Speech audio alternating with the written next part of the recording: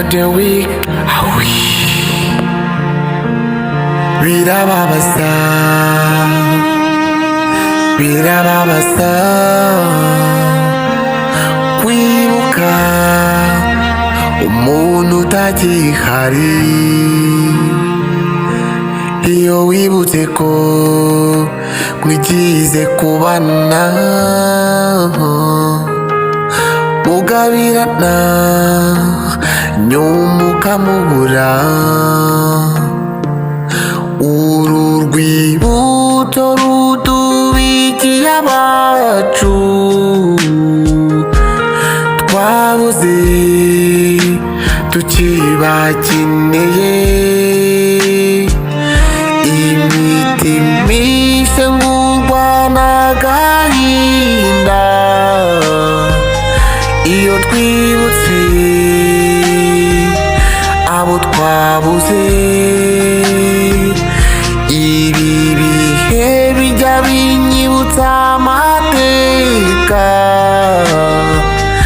iyo nibutse ibyayibayemo. Ikiremwa muntu cyahinduwe inyamaswa kiri guhigwa utarukuka. Birababaza mwahiswe kandi mwicwa n'abo mwafashije, mwicishwa inkota, imihoro ndetse no gutwikwa, kandi mwicishijwe imbunda mu rupfu rw'agashinyaguro, kuko mwahinduwe abo kwangwa. Amateka agaragaza ko mwanzwe kuva kera, kuko batigeze banyurwa nubwo mwabafashaga. Mwatotejwe kenshi mwamburwa ibyanyu, bamwe bagafungwa bazira ibyo batazi. Ibyo byabaye intangiriro ya tariki 7 Mata ubwo icuraburindi byageraga mu Rwanda. Abana baricwa, abakuze baricwa, bajugunywa mu mazi, tutibagiwe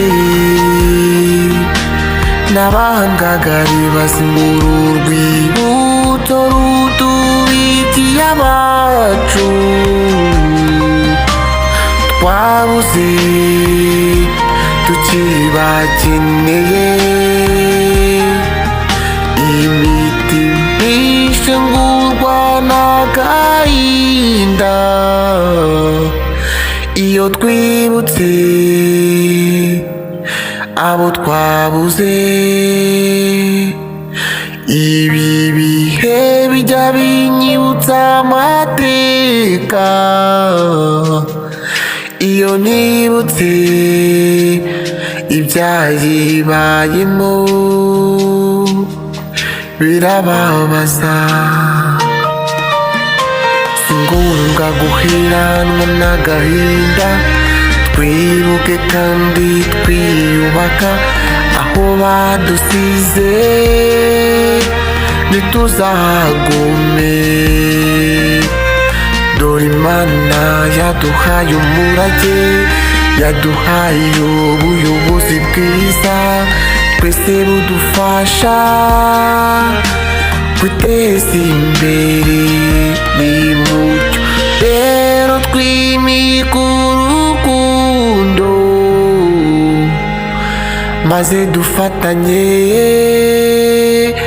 kwiteza imbere.